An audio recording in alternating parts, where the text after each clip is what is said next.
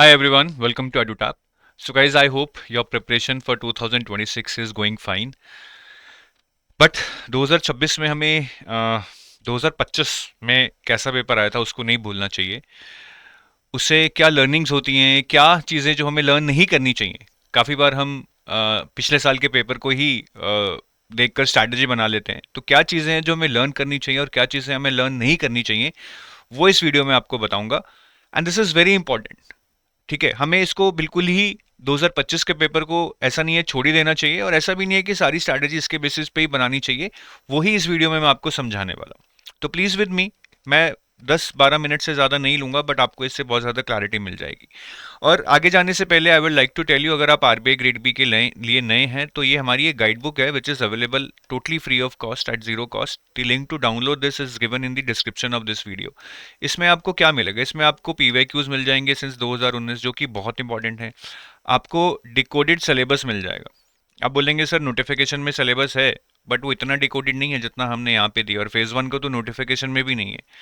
तीसरा, reference sources. अगर आप सेल्फ प्रिपरेशन कर रहे हैं तो रेफरेंस सोर्सेज क्या यूज़ कर सकते हैं हमारी तरफ से, दी बेस्ट कौन सी है, वो भी हमने इस गाइड बुक में दिया है. तो आप इसको डाउनलोड कीजिए, कोई पैसा नहीं लगेगा, और इसको पढ़िए. इससे आपको काफ़ी ज़्यादा गाइडेंस और एक पुश मिल जाएगा आपकी तैयारी में.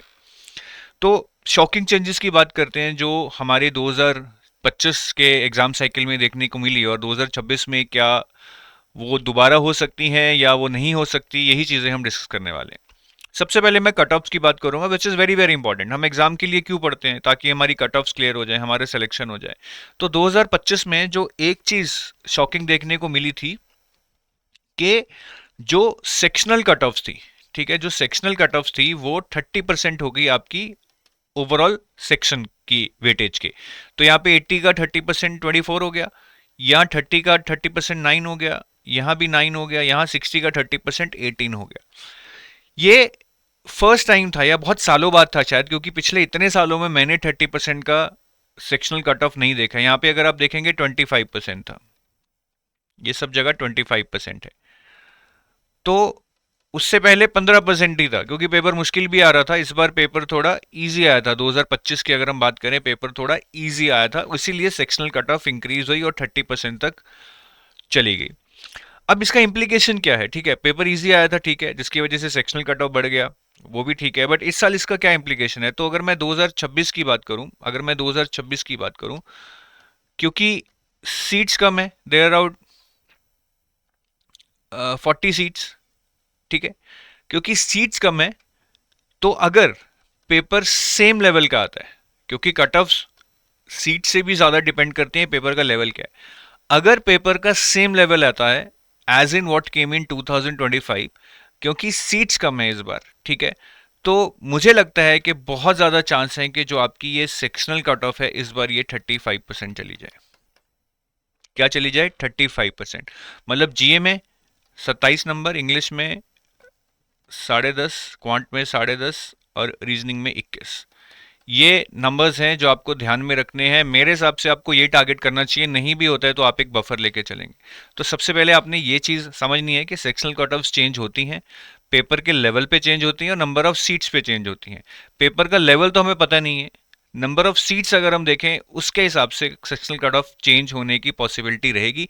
बट हाँ, अगर लेवल बढ़ गया तो शायद सेक्शनल कट ऑफ नहीं बढ़ेगी, क्योंकि पेपर ही डिफिकल्ट हो गया.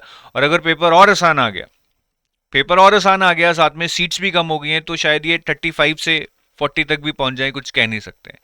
ठीक है, बट मुझे नहीं लगता कि पिछली बार पेपर इजी आया था तो अब उससे इजी आएगा, क्योंकि आरबीआई एक स्टैंडर्ड मेंटेन कर चुकी है. आप पिछले कई सालों में देख चुके हो, 22, 23, 24, 25 पेपर अब बहुत आसान, मतलब पप्पू लेवल का तो नहीं आता है आरबीआई में. बहुत साल पहले ऐसा होता था कि 122 तक भी कट ऑफ गई है तो पेपर बहुत आसान आ रहा था. अब मुझे नहीं लगता कि उस लेवल का पेपर ये डालेंगे, but we cannot be sure. They are the masters, they can do anything and we have to just oblige with them. दूसरी चीज, अब क्वांट रीजनिंग पिछली बार इजी आए थे, ठीक है, क्वांट रीजनिंग इंग्लिश पिछली बार इजी आए थे, जिसकी वजह से जैसे मैंने बताया सेक्शनल कट ऑफ आपका बढ़ गया था. It became 30%. तो अब सीट्स भी कम है, और पेपर अगर सेम लेवल का रहता है या नहीं भी रहता है, आई थिंक, क्योंकि मुझे लग रहा है कि सेक्शनल कट ऑफ आपको 35% तो लेके चलना ही चलना है. तो एक चीज मैं आपको जरूर बताऊंगा कि please please please, accuracy greater than attempts है। हमें अटेम्प्ट्स तो करने ही होते हैं, बट साथ के साथ attempt should not be done at the cost of accuracy. मैं नहीं कह रहा कम करो अटेम्प्ट्स को, अटेम्प्ट जितने होते हैं उतने करो, but do not just increase your attempts at the cost of accuracy.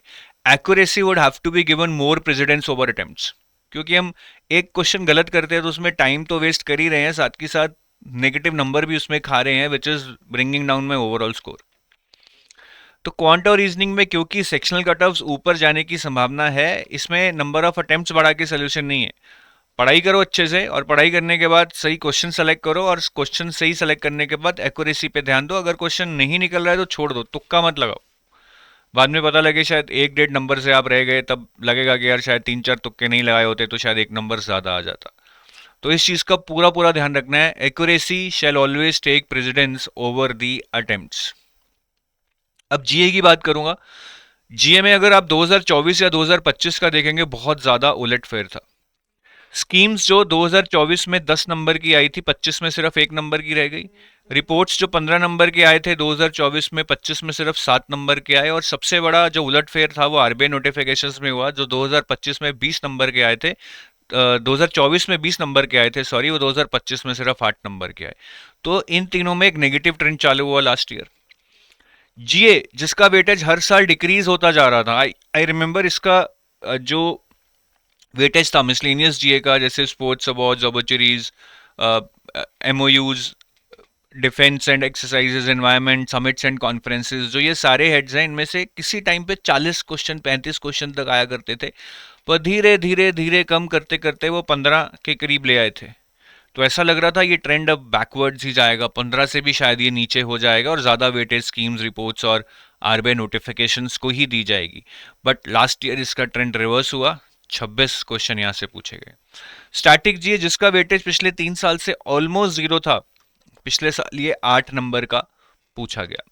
तो अब गलती हम क्या करेंगे, मिस्टेक हम क्या करेंगे? ज्यादातर लोग क्या मिस्टेक करते हैं, वो ये मिस्टेक करते हैं कि अब स्टैटिक जीए अगर पिछले साल 8 नंबर का आ गया, इसको अच्छे से पढ़ लो।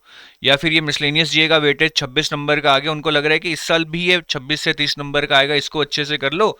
स्कीम्स तो पिछले साल एक ही नंबर की आई थी, इसको चाहे छोड़ दो। नहीं, you can not, I am repeating in, you can not think कि जो लास्ट ईयर का ट्रेंड था वो स्ट्रैटेजी बना के चलो।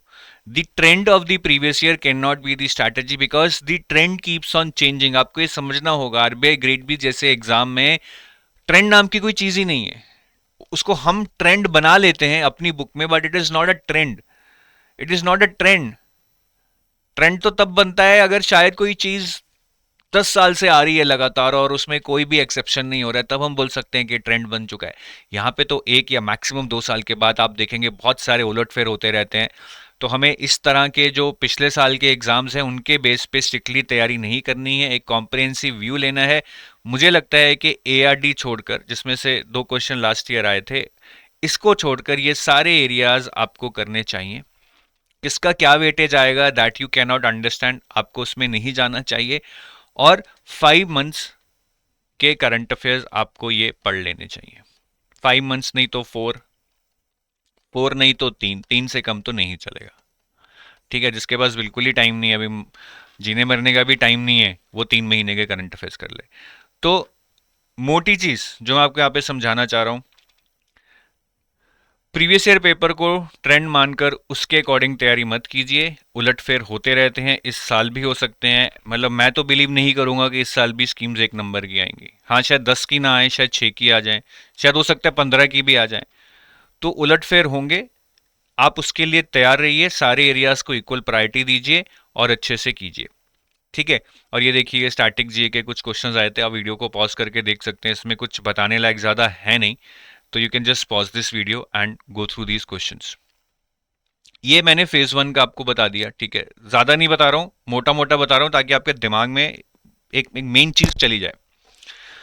मैनेजमेंट में क्या हुआ था, मैनेजमेंट और फाइनेंस का ऑब्जेक्टिव में, ठीक है, 50 नंबर का ऑब्जेक्टिव आता है, उसमें से जनरली 25-25 का वेटेज रहता है मैनेजमेंट और फाइनेंस का, जर्नली। ठीक है, रूल नहीं है।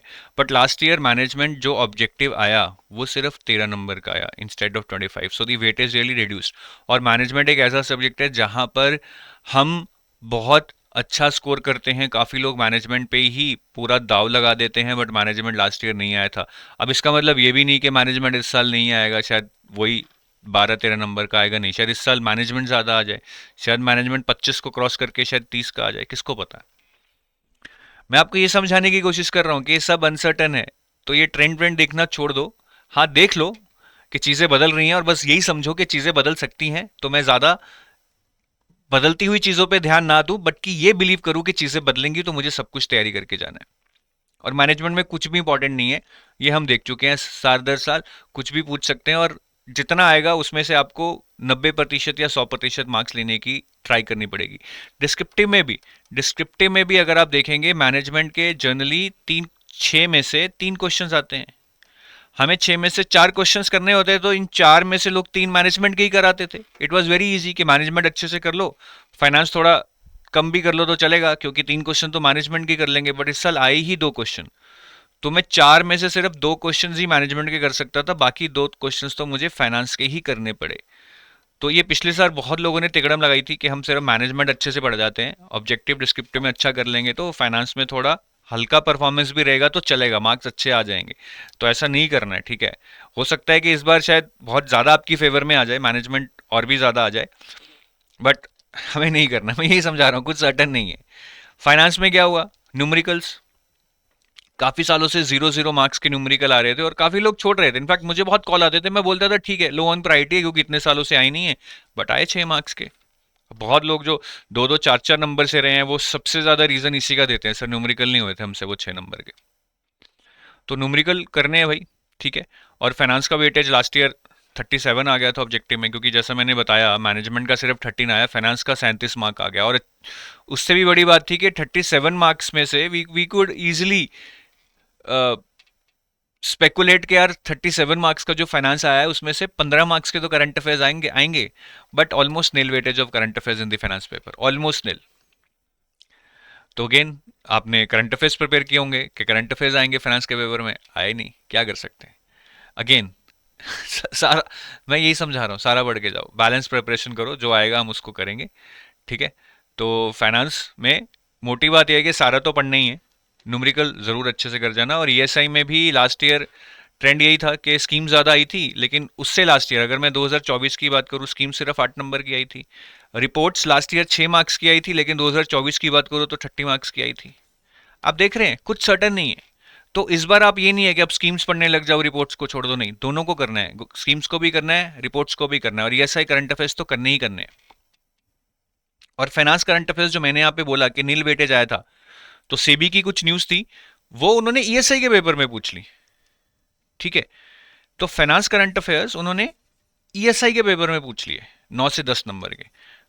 तो यहां नहीं आए, लेकिन ईएसआई के पेपर में आ गए, तो वो भी हम छोड़ नहीं सकते। छोड़ना कुछ नहीं है, मैं यही यही समझा रहा हूं आपको, ठीक है। तो काफी लोग ना प्रीवियस ईयर पेपर देख के अपनी स्ट्रैटेजी बना लेते हैं, सिर्फ एक साल का कैसे ऐसे करेंगे। अगर प्रीवियस ईयर देखने हैं तो देखो, फिर 22, 23, 24, 25 सारे देखोगे ना, फिर समझ आएगी कि ये स्ट्रैटेजी जो मैं बना रहा हूँ वो गलत है। और ईएसआई में बहुत सारे क्वेश्चन रिपोर्ट से, ये सिंस मेनी इयर्स ये this is happening, that they are asking you many questions from the reports. Last year एक वर्ल्ड बैंक की रिपोर्ट से आया था, एक जेंडर स्नैपशॉट रिपोर्ट से आया था, और एक सस्टेनेबल डेवलपमेंट रिपोर्ट से आया था। तो रिपोर्ट्स पे बेस्ड डिस्क्रिप्टिव क्वेश्चन ये तो हमें करने ही करने हैं, ये तो हमें अच्छे से करने ही करने हैं। इसको आप प्लीज अपनी गांठ बांध लीजिए कि हमें अच्छे से करने हैं, ठीक है। तो हम भी आपको देंगे अभी कोर्स में बहुत सारे डिस्क्रिप्टिव क्वेश्चंस रिपोर्ट्स के बेस पे, बट आप इसको अपने साइट से भी पढ़ना शुरू करो रिपोर्ट्स को, ताकि उसमें से डिस्क्रिप्टिव क्वेश्चंस आए तो आप कर पाओ। तो मैं यही बोलूंगा कि सबसे पहले तो गाइस, प्रिपरेशन 1 साल की हो, 3 महीने की हो, 2 महीने की हो, जब तक आप जोर नहीं लगाओगे you will never get through. और अगर आप अपनी लाइफ के 30 साल सेट करना चाहते हो, अगले 3 महीने यू शुड बी लाइक के पूरा जान झोंक दो, खाना सोना सब भूल जाओ। मजाक नहीं कर रहा हूँ। लोग बोलते हैं पढ़ाई के लिए कैसे टाइम निकाले, मैं बोलता हूँ पढ़ना ही चाहिए, बाकी चीजों के लिए कैसे टाइम निकालोगे वो सोचो। Trend is not a strategy any more. जो आप ये ट्रेंड व्रेंड बना के चल जाते हो ना कि 25 में ऐसा हुआ था वैसा होगा, it's it's not a strategy, that's a foolishness. कोई कोई ट्रेंड नहीं है, सब कुछ पढ़ना है, ठीक है। और पेपर अगर एनालाइज करना है तो 3-4 साल के करो, 1 साल के मत करो। और स्ट्रक्चर्ड सोर्सेज से पढ़ो, मैं बार बार बता रहा हूँ। रैंडम टेलीग्राम पीडीएफ्स वगैरह से पढ़ने से नहीं होगा सिलेक्शन। हाँ, ये हो सकता है कि एक बार अच्छे से पढ़ लिया है, अभी कोर्स का एक्सेस नहीं है किसी का, तो कुछ रैंडम पीडीएफ्स वगैरह जो इधर उधर से आ रहे हैं बट अच्छे हैं, अच्छे ऑर्गेनाइजेशन के हैं, उसको पढ़ सकते हो। बट एक बार तो आपको स्ट्रक्चर्ड प्रिपरेशन करना ही पड़ेगा, at least to have a confidence in you कि मैंने सारा पढ़ लिया है। And EQ greater than IQ, आप जितना मर्जी पढ़ लो, मैं बार बार बोलता हूँ, एग्जाम इज अबाउट टाइम। उस 2 घंटे में, 3 घंटे में, 4 घंटे में, जो भी एग्जाम का ड्यूरेशन है, that is where your performance matters. Examiner को नहीं पता है कि तूने 10 घंटे पढ़ा है या 1000 घंटे पढ़ा है। और इस 2-3-4 घंटे में आप अपना बेस्ट कब दे पाओगे? When you have high EQ। Knowledge जितनी भी हो, जब तक आप time management, question selection, anxiety management,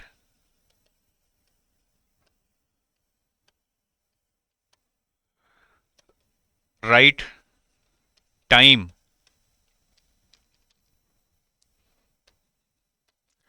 to leave the question, कि अगर क्वेश्चन उठा लिया है, हो नहीं रहा है, तो कितनी देर में उसको छोड़ देना चाहिए।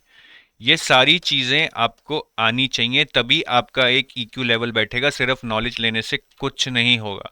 This is very very important to build EQ। और इसके लिए आपको बहुत सारे मॉक टेस्ट, सेक्शनल टेस्ट,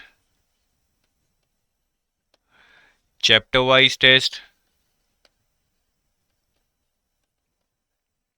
देने पड़ेंगे। दैट ऑल्सो कॉन्शियसली, ये नहीं बस दे दिया बात खत्म हुई। कॉन्शियसली मतलब देने के बाद देखो कि कहाँ टाइम बर्बाद किया, कहाँ गलत क्वेश्चन सेलेक्ट किया, कहाँ पे क्वेश्चन उठा के उस पर बैठे रहे, ईगो पे ले लिया, उसको छोड़ा नहीं, कहाँ पे हम एंशियस हो गए, हमें लगा कि हम नहीं कर पाएंगे। इन चीज़ों को अगर कॉन्शियसली ऑब्जर्व करोगे, इनको इम्प्रूव करने की कोशिश करोगे, तभी EQ पे काम कर पाओगे। नहीं, पढ़ तो सारी दुनिया रही है, EQ पे लेकिन कोई काम नहीं कर रहा है, तो इस पे आपको ध्यान देना है। बाकी अगर आप अभी भी कोई कोर्सेज ढूंढ रहे हैं जहां पे आपको लगता है कि आपको असिस्टेड प्रिपरेशन में हेल्प चाहिए, तो I can tell you about the Edutab courses, ठीक है। तो मैं आपको अपनी वेबसाइट पे ले जाता हूं। अगर आप हमारी वेबसाइट पे जाएंगे, यहाँ पे edutap.in पे जाना है आपने एक्चुअली। ये अलग लिंक है। अगर आप edutap.in पे जाएंगे, कोर्सेज के अंदर आप RBI ग्रेड बी कोर्सेज में जाएंगे, तो यहाँ पे सारे आपको RBI ग्रेड बी के कोर्सेज दिखेंगे, जिसमें अभी काफ़ी लोग क्रैश कोर्स ले रहे हैं जिनको इमीडिएटली सिर्फ इस अटेम्प्ट के लिए प्रिपेयर करना है। लाइव क्लासेस शुरू हो चुकी हैं। एक मॉर्निंग स्लॉट है, एक इवनिंग स्लॉट है, एक आफ्टरनून स्लॉट है, ठीक है। तो आप ये क्रैश कोर्स ले सकते हैं। इसमें फेज़ 1 फेज़ 2 सबको लाइव पढ़ाया जाएगा। और ये नंबर है हमारा 8146207241 या hello@edutap.co.in, जहाँ पे आप हमसे और पूछताछ कर सकते हैं। अभी क्रैश कोर्स पे 80% ऑफ चल रहा है, and the code is RBI80 to use this, ठीक है। और गोल्ड कोर्स और सिल्वर कोर्स भी, अगर कोई कॉम्प्रिहेंसिव प्रिपरेशन करना चाहता है, इनफैक्ट अगले साल के लिए भी प्रिपेयर करना चाहता है, then we have a gold course which is phase 1 2 and interview complete preparation. इसकी वैलिडिटी आप 12 months, 18 months, 24 months, you can choose as per your convenience. या सिल्वर कोर्स है which is phase 2 plus interview. इसमें आपको phase 1 का QR ही नहीं मिलेगा, ठीक है। इन दोनों पे 77% off, and you can use the code RBI77 to avail this discount. So take your leave, thank you, all the best. इसको ध्यान से इंप्लीमेंट करिएगा, जो भी पॉइंट्स मैंने आपको बताए हैं। I am sure it will help you to increase your score by at least 5 to 10%। All the best.